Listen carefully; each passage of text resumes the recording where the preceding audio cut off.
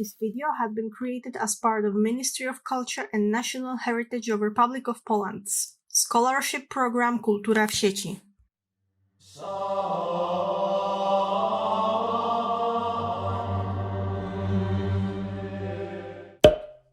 Hello there and welcome back to Duot Arts and Reads.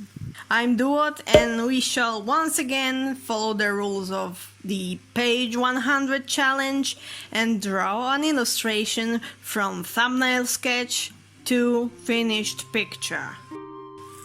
The rules of the page 100 challenge are quite simple. You walk to your bookshelf, you pick a book, you open it on the page 100, you illustrate whatever is on the page 100, and then you rejoice.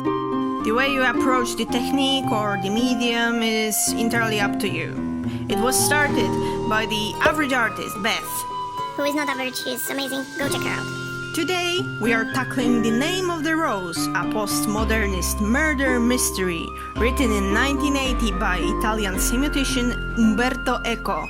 My copy was printed as part of classic literature collection curated by Gazeta Wyborcza. Bought it in an antique bookstore, that's why it's so worth for wear.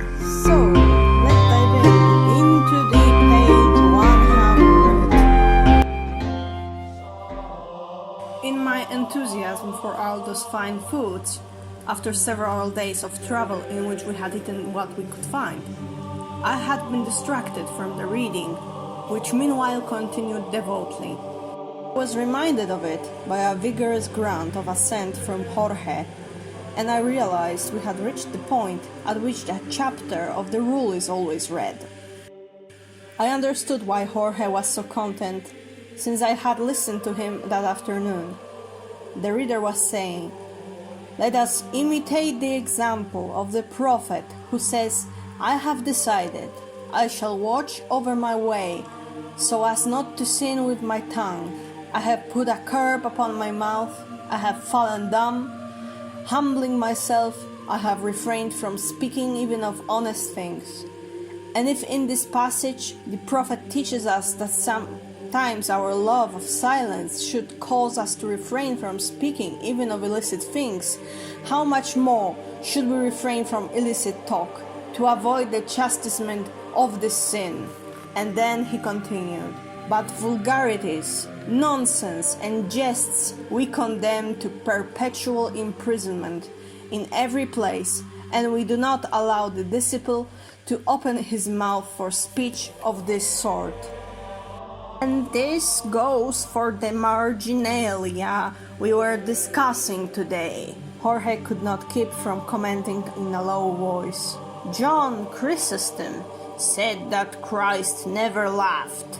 Nothing in his human nature forbade it," William remarked, "because laughter, as the theologians teach, is proper to man. The Son of Man could laugh, but it is not written that he did so," Jorge said sharply, quoting Petrus Cantor.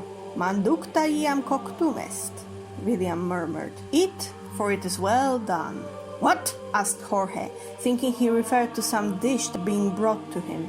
"Those are the words that, according to Ambrose, were uttered by St. Lawrence on the Giridion when he invited his executioners to turn him over. As Prudentius also recalls, in the Peristephanon," William said with a saintly air, "St. Lawrence therefore knew how to laugh and say ridiculous things, even if it was to humiliate his enemies, which proves that laughter is something very close to death and to the corruption of the body," Jorge replied with a snarl, and I must admit that he spoke like a good logician. At this point the abbot good-naturedly invited us to be silent. The meal was ending in any case. The abbot stood up and introduced William to the monks. He praised his wisdom, expounded his fame, and informed them that the visitor had been asked to investigate Adelmo's death. The abbot also urged the monks to answer any questions and to instruct their underlings throughout the abbey to do the same. I started with some sketches, but I must admit I struggled with this one. I wanted to play a bit with styles and make it similar to medieval illuminations, especially marginalia, since the whole discussion between Jorge and Willem started from their encounter several chapters before, and it was revolving around the topic of humor on the illuminated margins painted by deceased Adelmo mentioned here. But even though those margin illuminations might seem primitive now, this style really didn't jive with me, so I decided to just do it in my style this time. I compromised in a way by using this archaic, flat sort of perspective, similar to the way it was depicted in the Middle Ages. To mix it up a bit, I started a sketch in Easy Paint Tool Sai, which is a terrific painting software. I think it's one of the better programs for beginners. It's very easy to use. It is not very intuitive at first, but once you play with it a bit, once you get to know it, very friendly software.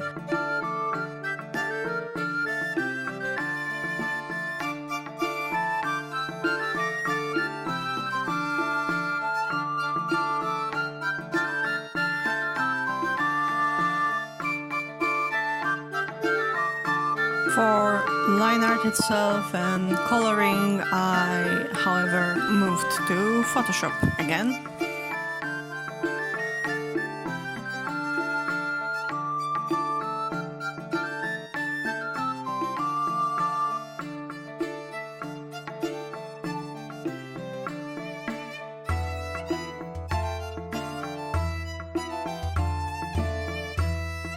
The events of the book take place in 1327 in a secluded Benedictine monastery somewhere in Italy. Two central characters are Brother William of Baskerville, older and wiser Franciscan monk, and his young disciple, Adson of Melk, a Benedictine novice who is narrating the story. So essentially, William is Sherlock Holmes and Adso or Adson is our Watson. Because you see, this book is actually, wink wink, a medieval manuscript that Umberto Eco has found somewhere, and Adso had written this manuscript in the past, but many years after the events of the book.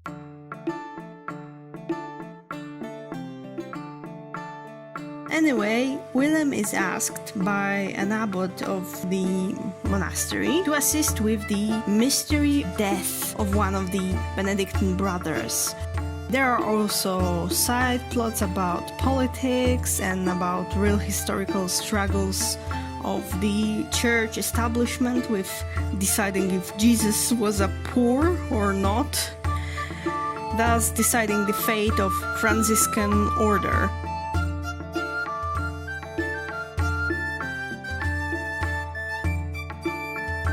I've drawn Jorge arguing with Willem. The page 99 actually says who else was sitting at the abbot's table. That was a little more privileged than other monks, obviously. So, apart from Abbo, Jorge, Willem, and Adso, we also have here Malachi, a head librarian, and Alinardo, who, with Jorge, is the oldest monk in the abbey. I also decided to add as a bonus Berengar, one of the suspects in the whole mystery.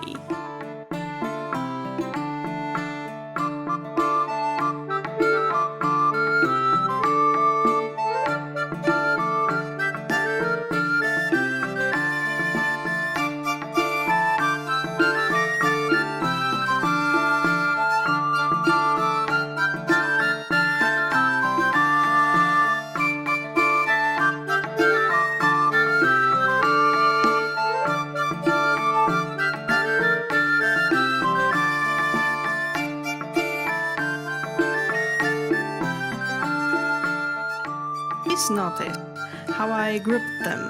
Jorge, Malachi, and Berengar are sitting opposite to our heroes Willem and Adso, and also Alinardo.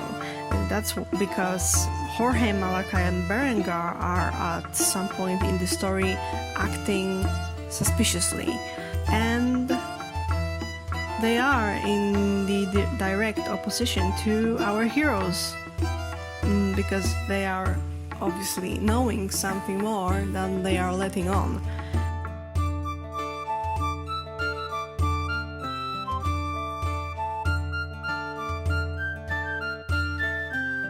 I decided to sit Alenardo with William and Atso because he is such an old and frail monk. I think he's never really considered suspicious by anyone because he's so old and frail. He's just a little grandpa.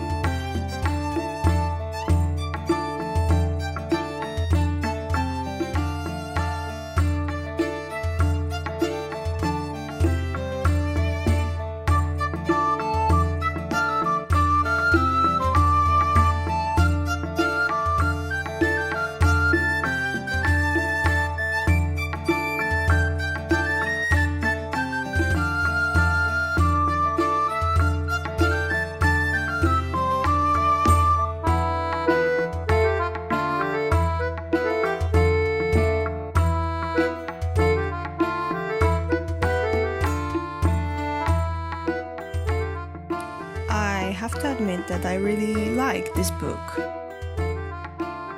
Although it was not an easy read to me, there were a lot of details and it was very easy for me to get lost. If you know what I mean, I don't have a very good attention span for those sort of things. I think the only way I finished in the first place was thanks to listening to it in an audiobook format. But I'm really glad I managed to finish this book because it is a good story, and even though it gets quite gory and serious at times, I was really surprised by how funny it was in other places. I highly recommend this book.